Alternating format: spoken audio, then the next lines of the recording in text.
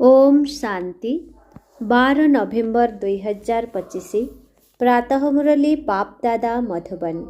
मिठे बच्चे, तुमे माने ड्रामार खेल को भल भावरे जानिछ, सेथिपाई धन्यवाद देवार मध्य कौनसी कथा नाही। आजिर प्रश्न, सेवाधारी संतान मानंक भितरे केउ अभ्यास बिल्कुल रहिबा उचित नुहे? सेवाधारी संतान मानंक भितरे केउ अभ्यास बिल्कुल रहिबा उचित नुहे? उत्तर, मागिबार अभ्यास। तुम मानंकु बाबांक ठारो आशीर्वाद अथवा कृपा आदि मागिबार आवश्यकता नाही। तुमे काहाको पैसा मध्य मागी पारिबो नाही, कारण मागिबा ठारू मरिबा भल। तुमे जानिछ, ड्रामा अनुसारे कल्प पूर्वरु जेउमाने बीज बपन करिथिबे अर्थात निजर धन सफल करिथिबे सेही माने निश्चित करिबे। जेउमानंकु निजर भविष्यत पद उच्च करिवार थिबो से निश्चित सहयोगी हेबे। तुमर काम हेउछि सेवा करिबा। तुमे काहाठारु किछि मागी पारिबो नाही। भक्ति रे मागिबार परंपरा रहिछि, किंतु ज्ञान रे नुहे। गीत मुझको सहारा देने वाला। ओम शांति। पिलामानंक मुखरु धन्यवादर शब्द एही पिता शिक्षक गुरुंक पाई बाहरी पारिबो नाही। काहेकिना पिलामाने जानिछंती यही खेल पूर्व निर्मित। एथिरे धन्यवाद आदिर कौनसी कथा ही नाही। ए कथा मध्य पिलामाने ड्रामा अनुसारे जानिछंती। ड्रामा शब्द मध्य तुम संतान मानंक बुद्धि रे आसुछि। खेल शब्द कहिबा मात्रे मध्य सारा खेल तुम बुद्धि रे आसी जाउछि। अर्थात तुमे स्वतः स्वदर्शन चक्रधारी होई जाउछ। तिनी लोक मध्य तुम मानंक बुद्धि रे आसी जाउछि। ब्रह्मलोक, सूक्ष्मलोक, स्थूललोक। एक कथा मध्य जानिछ जे एबे एही खेल पूरा हेबाकू जाउछि। बाबा आसी तुम मानंकु त्रिकालदर्शी करुछन्ते। तिनी काल, तिनी लोक, सृष्टिर आदि मध्य अंतर रहस्य को बुझाउछन्ते। समय को काल बोली कुहा जाउछि। एही सबु कथा नोट न करिले मने रहिबो नाही। तुमे माने तो बहुत पॉइंट्स भूली जाउछ। ड्रामार अवधि को मध्य तुमे जानिछ। तेणु तुमे त्रिनेत्री त्रिकालदर्शी होई जाउछ। तुमको ही ज्ञानर तृतीय नेत्र मिलिछि।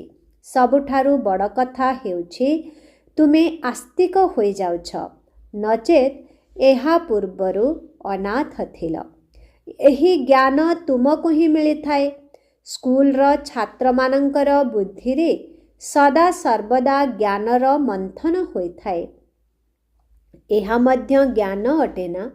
ड्रामा अनुसारे श्रेष्ठरु श्रेष्ठ बाबा ही तुम मानंकु ज्ञान देउछन्ते। ड्रामा शब्द मध्य तुम मानंक मुखरु ही बाहरी पारिबो। ताहा मध्य सेही संतान मानंक मुखरु जेउ माने सेवारे तत्पर रहुछन्ते। वर्तमान तुमे जानुछ, आमे अनाथ थिलु। एबे बेहदर बाबा धनी मिलिछन्ते। तेणु धनींकर होई जाइछु। पूर्वरु तुमे बेहदर अनाथ थिल। बेहदर बाबा बेहदर सुख देई थान्ते। आउ कौनसी एभली पिता नाहांती जिए कि एपरी सुख देउथिबे। नुआ दुनिया एवं पुरुणा दुनिया ए सबु तुम संतान मानंकर बुद्धि रे अछि। किंतु अन्य मानंको मध्य ए कथा यथार्थ भावरे बुझाई एही ईश्वरीय धंदारे लागे जाओ। प्रत्येकंकर निजस्व परिस्थिति रहिछि। तेबे जेउ माने जोगयुक्त होई रहुथिबे सेही माने ही बुझाई पारिबे। जोग द्वारा बल मिली थाए ना। बाबा हेउछन्ति ही धारुआ तरबारी। तुम संतान मानंको मध्य धारुआ हेबाकू पड़िबो। ଯୋଗ ବଳ ଦ୍ୱାରା ବିଶ୍ୱର ରାଜତ୍ୱ ପାଉଛ।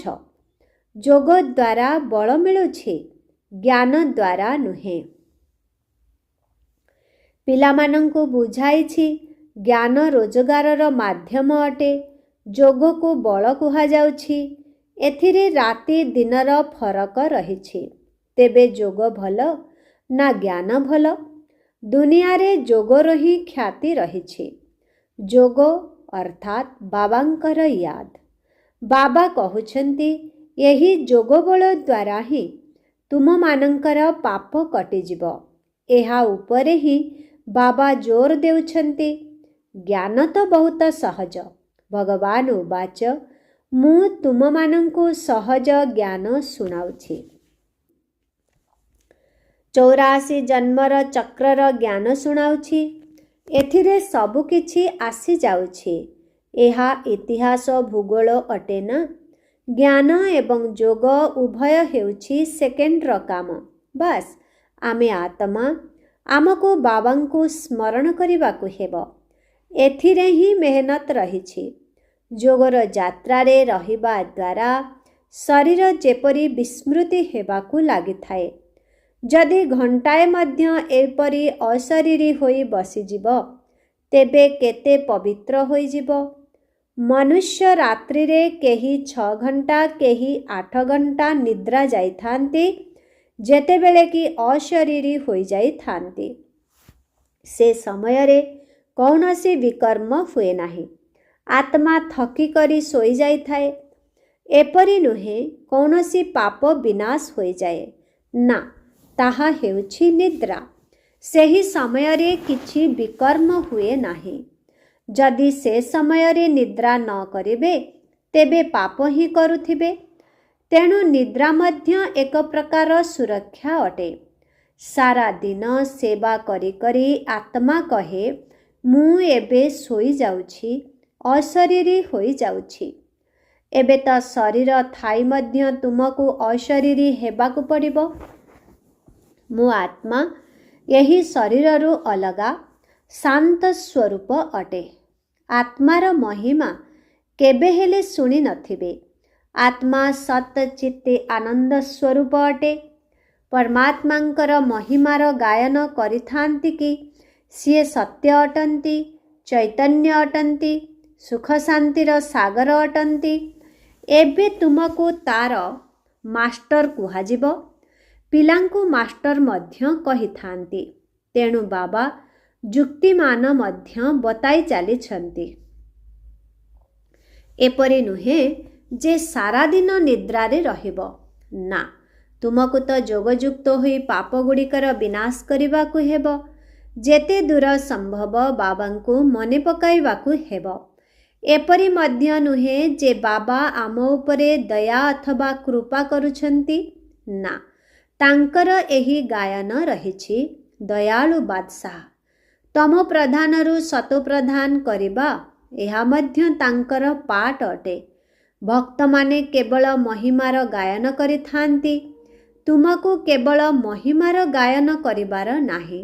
ସେଥିପାଇଁ ଦିନକୁ ଦିନ ଗୀତ ଆଦି ମଧ୍ୟ ବନ୍ଦ ହୋଇଯାଉଛି। ସ୍କୁଲରେ କ'ଣ କେବେ ଗୀତର ଗାୟନ କରାଯାଏ କି? ପିଲାମାନେ ଶାନ୍ତିରେ ବସି ରହିଥାନ୍ତି। ଶିକ୍ଷକ ଆସିଲେ ଉଠି ଛିଡ଼ା ହୋଇଯାଆନ୍ତି, ପୁଣି ବସିଯାଆନ୍ତି। ଏହି ବାବା କହୁଛନ୍ତି, ମୋତେ ତ ପାଠ ପଢ଼ାଇବାର ପାଠ ମିଳିଛି, ତେଣୁ ପାଠ ପଢ଼ାଇବାକୁ ହିଁ ହେବ। ତୁମ ସନ୍ତାନମାନଙ୍କୁ ଉଠିବାର ଦରକାର ନାହିଁ। ଆତ୍ମାକୁ ବସି ଶୁଣିବାକୁ ପଡ଼ିବ। ତୁମର କଥା ହିଁ ସାରା ଦୁନିଆଠାରୁ ନିଆରା ଅଟେ। ପିଲାମାନଙ୍କୁ କ'ଣ କହିବେ କି ତୁମେ ଉଠ? ନା, ତାହା ତ ଭକ୍ତି ମାର୍ଗରେ କରୁଛନ୍ତି। ଏଠାରେ ନୁହେଁ। ବାବା ତ ନିଜେ ଉଠି ନମସ୍କାର କରୁଛନ୍ତି। ସ୍କୁଲରେ ଯଦି ପିଲାମାନେ ଡେରିରେ ଆସିଲେ, ଶିକ୍ଷକ ନିୟମ ଲାଗୁ କରିଦିଅନ୍ତି। ତାଙ୍କୁ ବାହାରେ ଛିଡ଼ା କରିଦେବେ। ସେଥିପାଇଁ ଉଚିତ ସମୟରେ ପହଞ୍ଚିବାର ଡର ରହିଥାଏ। ଏଠାରେ ତ ଡରିବାର କଥା ନାହିଁ। ବାବା ବୁଝାଇଛନ୍ତି, ମୁରଲି ତ ମିଳୁଛି, ଯାହାକୁ ପ୍ରତିଦିନ ପଢ଼ିବାକୁ ହେବ। ମୁରଲି ପଢ଼ିଲେ ତୁମର ପ୍ରେଜେଣ୍ଟ ପଡ଼ିବ। नचेत आबसेंट अर्थात अनुपस्थित पड़ीजिब। काहींकिना बाबा कहउछन्ति तुमको गुह्य गुह्य कथा सुनाउछि, तुमे जदि मुरली मिस करिब तो से सबु पॉइंट्स मध्य मिस होई जिब। एहा हेउछि नुआ कथा जाहाको दुनिया रे केही जानी नाहंती। मनुष्य माने तुम चित्र देखि चक्रित मध्य होई जानती, कारण एहा कौनसी शास्त्र रे नाही। भगवान शिव बाबा निजे एही सबु चित्र कराइथिले। तुमर एहा नुआ चित्रशाला। ब्राह्मण कुलर जेउ माने देवता होइथिबे सेही मानंकर बुद्धि रे ही एहा पसिब। कहिबे एहा तो ठीक कथा, कल्प पूर्वरु मध्य आमे एही पाठ पढ़िथिलु। एही पाठ निश्चित भगवान ही पढ़ाई थांते। भक्ति मार्ग रे शास्त्र रे प्रथम नंबर रे गीता ही रहिछि, काहींकिना एहा हेउछि प्रथम धर्म। पुणी अधा कल्प परे ताठारु मध्य बहुत पछरे अन्य शास्त्र तयारी होइथाए। प्रथमे इब्राहिम आसिले, से समय रे से तो एका थिले, पुणी 1 रु 2, 2 रु 4 हेले। जेतेबेले धर्मर वृद्धि होई होई 1,00,000-1.5 लक्ष होई जाउछन्ति, सेतेबेले शास्त्र आदि रचना हेउछि। सेमानंकर मध्य अधा समय परे ही रचना हेउथिबो। हिसाब करा जाए ना, पिला मानंकु तो बहुत खुशी हेबा उचित। बाबांक ठारू आमको वर्षा मिलुछि। तुमे जानिछ बाबा आमको सृष्टि चक्रर समस्त ज्ञान बुझाउछन्ति। एहा बेहदर इतिहास भूगोल। समस्तंको कुह एठारे विश्वर इतिहास भूगोल संबंधरे बुझा जाउछि, जाहाको अन्य केही भी बुझाई पारिबे नाही। जदिओ विश्वर नक्शा बाहर करूछन्ति, किंतु सेथिरे कौन एहा देखाउछन्ति कि लक्ष्मी नारायणंकर राज्य केबे थिला, केते समय चलीथिला। विश्व तो गोटिए, तेणु सेमाने भारतरे ही राज्य करी जाइछन्ति, एबे नाही। ए कथा काहारी बुद्धि रे नाही। सेमाने तो कल्पर आयुष को ही 1,00,000 वर्ष कहि देउछन्ति। बाबा मध्य मधुर संतान मानंकु अधिक कौनसी कष्ट देउ नाहंती। बाबा कहउछन्ति तुम मानंकु पवित्र हेबाकु पड़िबो। पवित्र हेबा पाई तुमे भक्ति मार्ग रे केते धक्का खाइछ। एबे बुझी पारुछ जे धक्का खाई खाई 2,500 वर्ष बीतीगला। वर्तमान पुणी बाबा पुनर्बार राज्य भाग्य देबा पाई आसीछन्ति। ए कथा तुमर मने अछि। दुनिया पुरुणारू नुआ एवं नुआरू पुरुणा निश्चित हेउछि। एबे तुमे पुरुणा भारतर मालिक अटना, पुणी नुआ दुनियार मालिक हेबो। गोटिए पार्श्वरे भारतर बहुत महिमा गान करि चलिछन्ति, अन्य पार्श्वरे पुणी बहुत ग्लानि करि चलिछन्ति। तुम पाखरे तार गीत मध्य अछि। तुमे माने अन्य को बुझाउछ। एबे कौन सबु हेउछि, यही 2टी गीत मध्य सुनाइबा उचित। तुमे बताई परिबो केउठी सेही रामराज्य एवं केउठी वर्तमानर राज्य।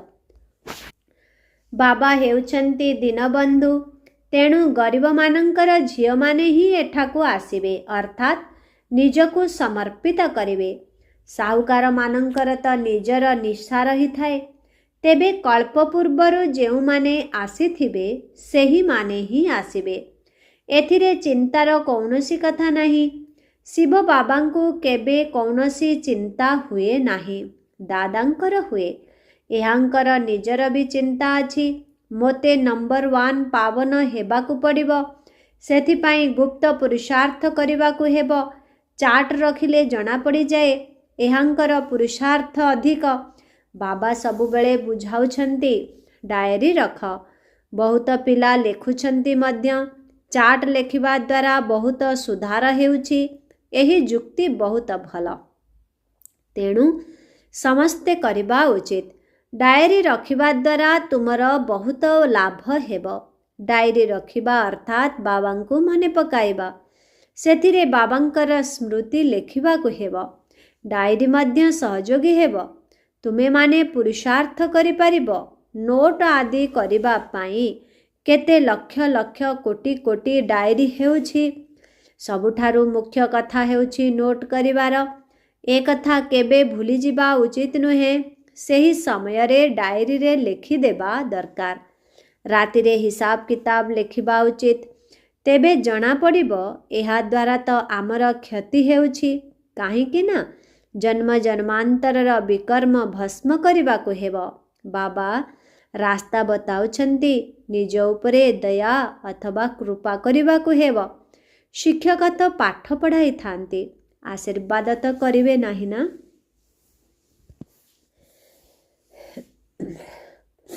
ଆଶୀର୍ବାଦ, କୃପା, ଦୟା ଆଦି ମାଗିବା ଠାରୁ ମରିଯିବା ଭଲ। କାହାଠାରୁ ପଇସା ମଧ୍ୟ ମାଗିବା ଉଚିତ ନୁହେଁ। ପିଲାମାନଙ୍କୁ ସମ୍ପୂର୍ଣ୍ଣ ଭାବେ ମନା କରାଯାଇଛି। ବାବା କହୁଛନ୍ତି ଡ୍ରାମା ଅନୁସାରେ ଯେଉଁମାନେ କଳ୍ପ ପୂର୍ବେ ବୀଜ ରୋପଣ କରିଥିବେ ଅର୍ଥାତ୍ ନିଜର ପଇସା ସଫଳ କରିଥିଲେ, ବର୍ଷା ପାଇଥିଲେ, ସେହିମାନେ ସ୍ୱତଃ ହିଁ କରିବେ। ତୁମେ କୌଣସି କାମ ପାଇଁ ମାଗ ନାହିଁ, ନ କଲେ ପାଇବେ ନାହିଁ। ମନୁଷ୍ୟ ଦାନ ପୁଣ୍ୟ କରିଲେ ପ୍ରତିଦାନରେ ତାଙ୍କୁ ମିଳିଥାଏ ନା। ମନୁଷ୍ୟ ଦାନ ପୁଣ୍ୟ କରିଲେ ପ୍ରତିଦାନରେ ତାଙ୍କୁ ମିଳିଥାଏ ନା। ରାଜା ଅଥବା ସାହୁକାରଙ୍କ ପାଖରେ ଯାଇ ଜନ୍ମ ନେଇଥାନ୍ତି। ଯାହାଙ୍କର କରିବାର ଥିବ ସେ ସ୍ୱତଃ କରିବେ, ତୁମକୁ ମାଗିବାର ନାହିଁ।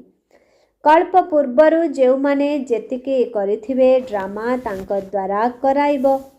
ମାଗିବା କ'ଣ ଦରକାର? ବାବା ତ କହୁଛନ୍ତି ସେବା ନିମନ୍ତେ ହୁଣ୍ଡି ଭରୁଛି। ମୁଁ କ'ଣ ପିଲାମାନଙ୍କୁ କହିବି କି ପଇସା ଦିଅ? ଭକ୍ତି ମାର୍ଗର କଥା ଜ୍ଞାନ ମାର୍ଗରେ ନାହିଁ। ଯେଉଁମାନେ କଳ୍ପ ପୂର୍ବରୁ ସହଯୋଗ କରିଥିଲେ ସେହିମାନେ ସ୍ୱତଃ କରିବେ। କେବେ ବି ମାଗିବା ଉଚିତ ନୁହେଁ। ବାବା କହୁଛନ୍ତି ପିଲାମାନେ, ତୁମେମାନେ ଚାନ୍ଦା ଏକାଠି କରିପାରିବ ନାହିଁ। ଏ କଥା ତ ସନ୍ନ୍ୟାସୀମାନେ କରିଥାନ୍ତି। ଭକ୍ତି ମାର୍ଗରେ ଅଳ୍ପ ଦେଲେ ମଧ୍ୟ ତା ବଦଳରେ ଗୋଟିଏ ଜନ୍ମ ପାଇଁ ମିଳିଥାଏ। ଏହା ପୁଣି ହେଉଛି ଜନ୍ମ ଜନ୍ମାନ୍ତର ପାଇଁ। ତେଣୁ ଜନ୍ମ ଜନ୍ମାନ୍ତର ପାଇଁ ସବୁକିଛି ଦେଇଦେବା ଭଲ ନା। ଏହାର ନାମ ତ ଭୋଳା ଭଣ୍ଡାରୀ ଅଟେ। ତୁମେ ପୁରୁଷାର୍ଥ କରିଲେ ବିଜୟମାଳାରେ ଗୁନ୍ଥା ହୋଇପାରିବ। ଭଣ୍ଡାର ଭରପୁର, କାଳକଣ୍ଟକ ଦୂର। ସେଠାରେ କେବେ ହେଲେ ଅକାଳ ମୃତ୍ୟୁ ହେବ ନାହିଁ। ଏଠାରେ ମନୁଷ୍ୟ କାଳକୁ କେତେ ଡରୁଛନ୍ତି। ଟିକିଏ କିଛି ହେଲେ ମୃତ୍ୟୁ ମନେ ପଡ଼ିଯାଉଛି। ସେଠାରେ ଏହି ଖିଆଲ ବି ରହିବ ନାହିଁ ତୁମେ ଅମରପୁରୀକୁ ଯାଉଛ। ଏହା ଛି ଛି ମୃତ୍ୟୁ ଲୋକ ଅଟେ। ଭାରତ ହିଁ ଅମର ଲୋକ ଥିଲା, ଏବେ ମୃତ୍ୟୁ ଲୋକ ହୋଇଯାଇଛି। ତୁମର ଅଧାକଳ୍ପ ବହୁତ ଛି ଛି ଭାବରେ ବିତିଛି। ତୁମେମାନେ ତଳକୁ ଖସି ଆସିଛ। ପୁରୀର ଜଗନ୍ନାଥ ମନ୍ଦିରରେ କେତେ ଖରାପ ଚିତ୍ର ସବୁ ରହିଛି।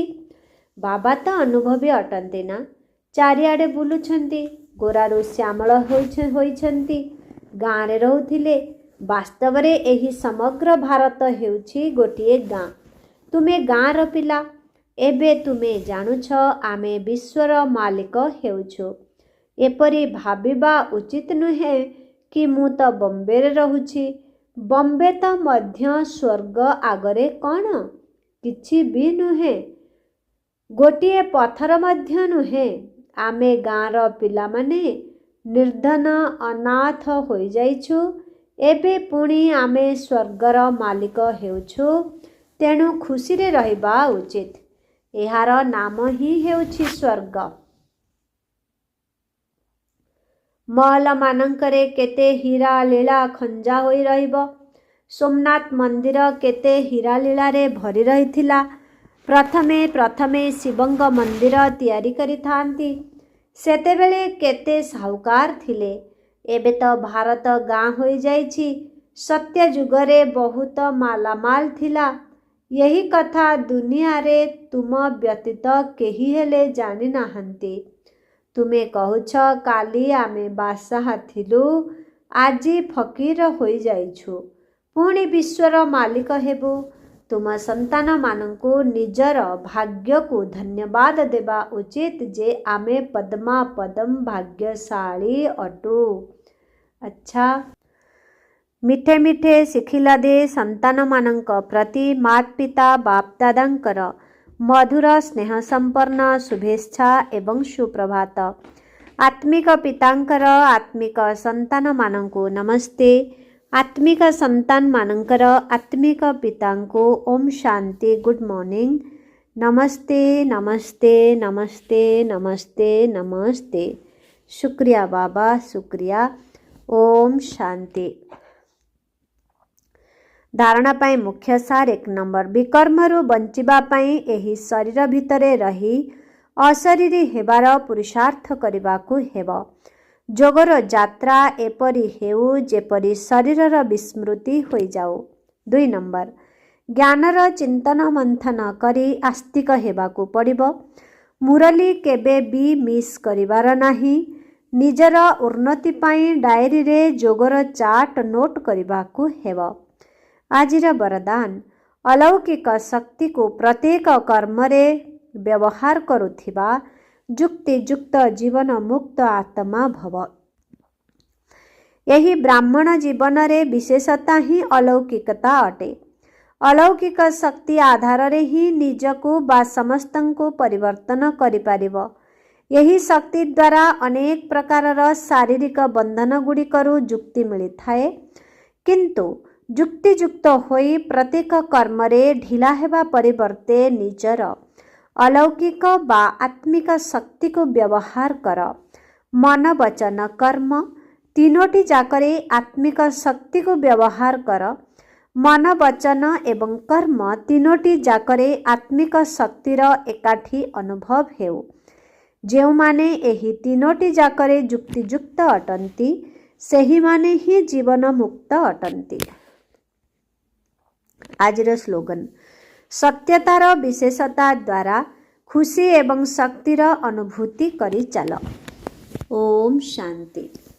ଆଜିର ଅବ୍ୟକ୍ତ ଇଶାରା, ଅଶରୀରୀ ଅଥବା ବିଦେହୀ ସ୍ଥିତିର ଅଭ୍ୟାସକୁ ବଢ଼ାଅ। ଜୀବନରେ ଯେଉଁ ସବୁ ପରିସ୍ଥିତି ଗୁଡ଼ିକ ଆସୁଛି ବା ଆସିବାକୁ ଯାଉଛି, ସେଥିରେ ବିଦେହୀ ସ୍ଥିତିର ଅଭ୍ୟାସ ବହୁତ ଆବଶ୍ୟକ। ସେଥିପାଇଁ ଅନ୍ୟ ସବୁ କଥାକୁ ଛାଡ଼ି ଏହା ତ ହୋଇପାରିବ ନାହିଁ, ଏମିତି ତ ହୋଇପାରିବ ନାହିଁ, କିଏ ଜାଣେ କ'ଣ ହେବ, ଏହିଭଳି ପ୍ରଶ୍ନଗୁଡ଼ିକୁ ଛାଡ଼ି ଏବେ ବିଦେହୀ ସ୍ଥିତିର ଅଭ୍ୟାସକୁ ବଢ଼ାଅ। ବିଦେହୀ ପିଲାମାନଙ୍କ ଉପରେ କୌଣସି ବି ପରିସ୍ଥିତି ବା କୌଣସି ବି ହଲଚଲ ପ୍ରଭାବ ପକାଇ ପାରିବ ନାହିଁ। ଓମ୍ ଶାନ୍ତି।